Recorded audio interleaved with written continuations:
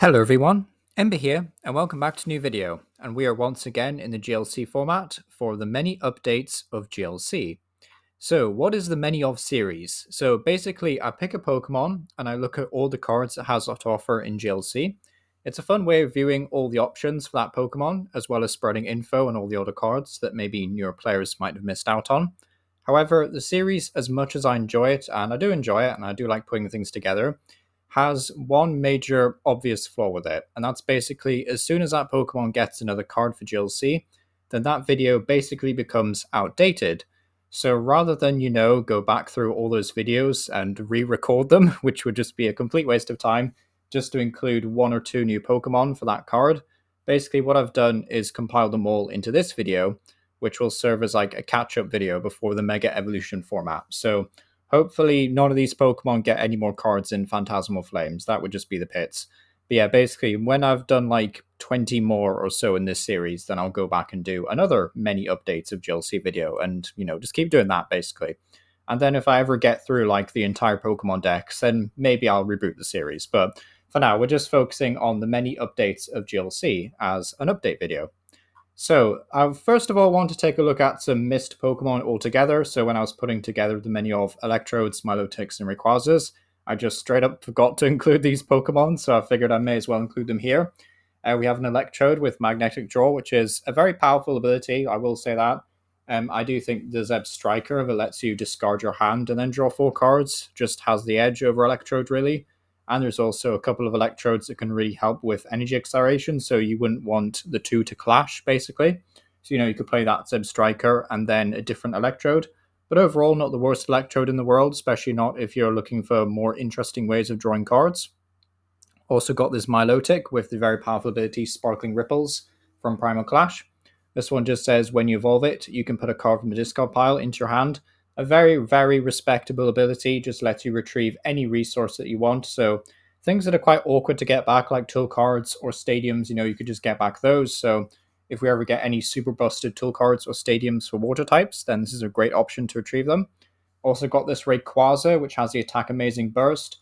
To be honest, I think this one is a bit too awkward and niche to really make work properly in GLC. Like, you would need some really good way of charging up basic energy because you can't use Porygon Z, right? Because Porygon Z is only charging up special energy. So that's not an option. So this really wants like a colorless Pokemon that can accelerate basic energy to your Pokemon. Like, that's what this card really wants. But, it's a fun attacker. Like, it is fun as Rayquazas go, but I think overall it's just not the best, really, sadly. And weakness to lightning, and only 120 HP. Yeah, it's a bit grim, sadly, but yeah, pretty cool overall.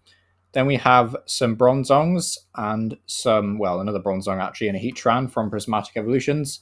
This first Bronzong, though, from Surging Sparks, Double Impact.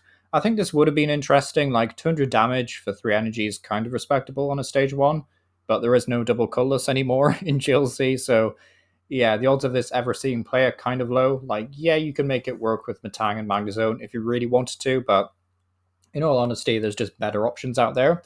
Also got this Bronzong from Prismatic Evolutions. All of your Pokemon take 10 less damage from attacks. I'm pretty sure there is another stage 1 that says all your Meta-type Pokemon take minus 20, if I remember correctly. But there's at least an Alolan Dugtrio that says you take minus 10 as well. So, like, you could stack all these debuffs, which is quite cool.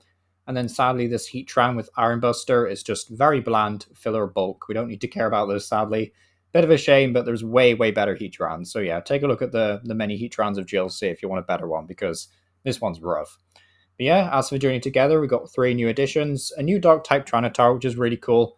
I'm really mad that I missed out on including this one in the menu of video. But yeah, it has the ability Daunting Gaze. As long as this Pokemon is in the active spot, your opponent can't play any items from their hand.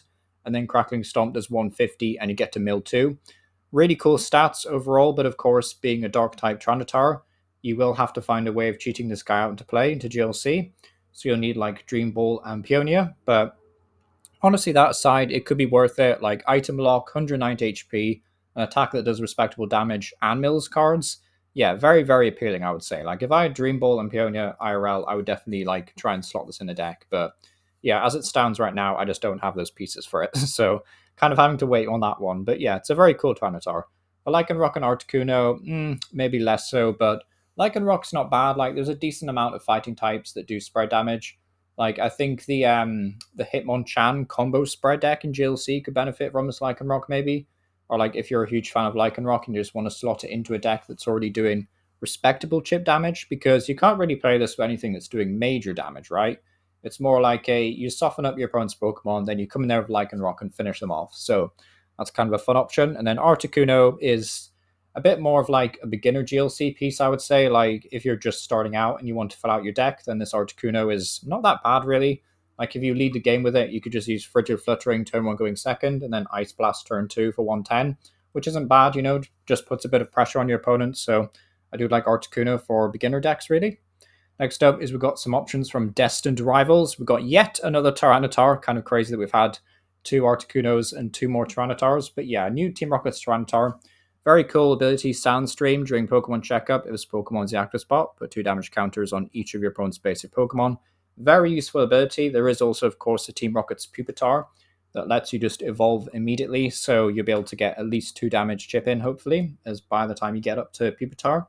Yeah, it's really cool that we have at least one more fighting type Tyranitar as well, because typically, like we really just see dark type Tyranitars. So having like fighting type Tyranitars is always nice for fighting types in GLC. It does also mean though that because it's Team Rocket's Tyranitar, that means that you can play like the regular Pupitar. So if you wanted to like lean into the spread damage and play Earthquake Pupitar, then that's possible. And then you could also just make room for another Team Rocket's Tyranitar line. So it's really cool you can have a split as well. Team Rocket's Articuno, I think, is extremely niche and kind of pointless, but it is an option, I guess. Like if you really want to use Dark Frost, you can do 120 or something. But yeah, I don't think Team Rocket's Articuno is going to be breaking any tournaments or anything.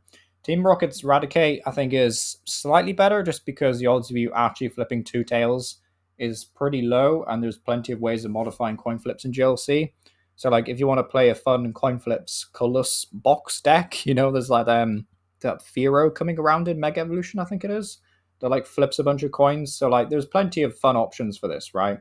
And then there's plenty of fun Rattatas as well that are good. So yeah, I definitely like this Raticate. Again, it evolves from Team Rocket's Rattata. So if you're a huge fan of Raticate, you can play both the non-Team Rockets version and the Team Rockets version. So that's really cool. But yeah, Cynthia's Milotic. Again, you can play a split of the regular and Cynthia's.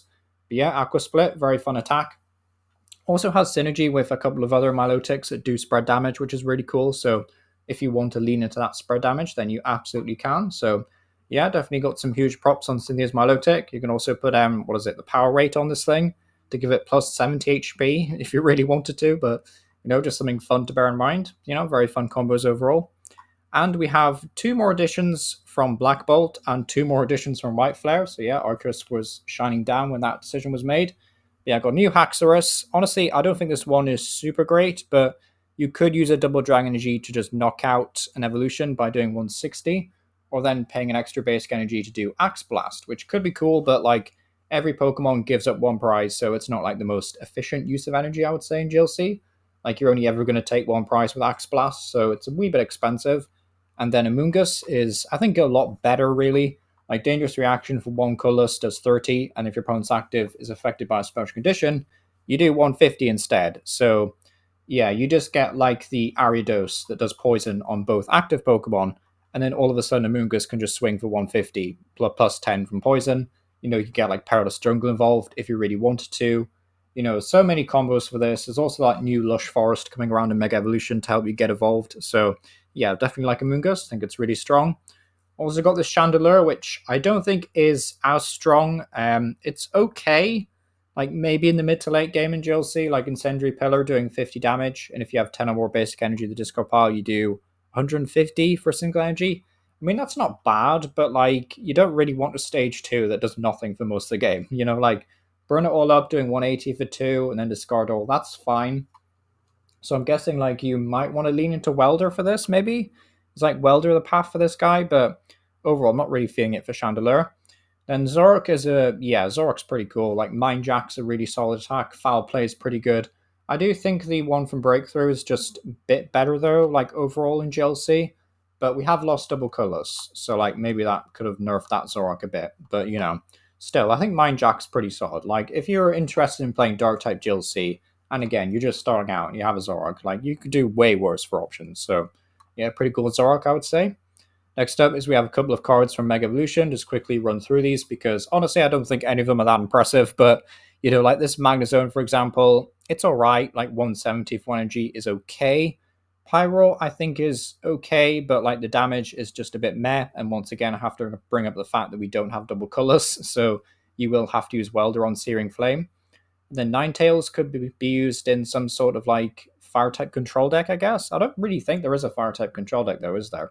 There's a mill deck, but it's not a control deck, so to speak. But you could use this in a mill deck, I guess. Like you could copy a mill deck supporter. So you could put like Team Rocket's Handiwork or Airy on top of your deck, and then use Suspicious Shapeshifting, which could be cool actually. That's a fun combo. And then this Meganium is basically a spiritual reprint of the Venusaur from Shining Legends. So it is technically already in GLC, but I guess if you really wanted to run both of them to like maximize your chances of getting that ability to work, then it's a good option. Also, if you just really like Meganium and want to play it in GLC, then we finally have a good Meganium card, which is great. But yeah, thanks for watching. I do a new set review for GLC with each new release, so consider sticking around to see those. I do have a main GLC playlist and a many of playlist as well. That being said, leave any suggestions for future Pokemon down below in the comments. But thanks for checking this out. To be honest, like GLC content typically doesn't bring in many views at all, so big thank you for stopping by basically. But yeah, thank you for watching.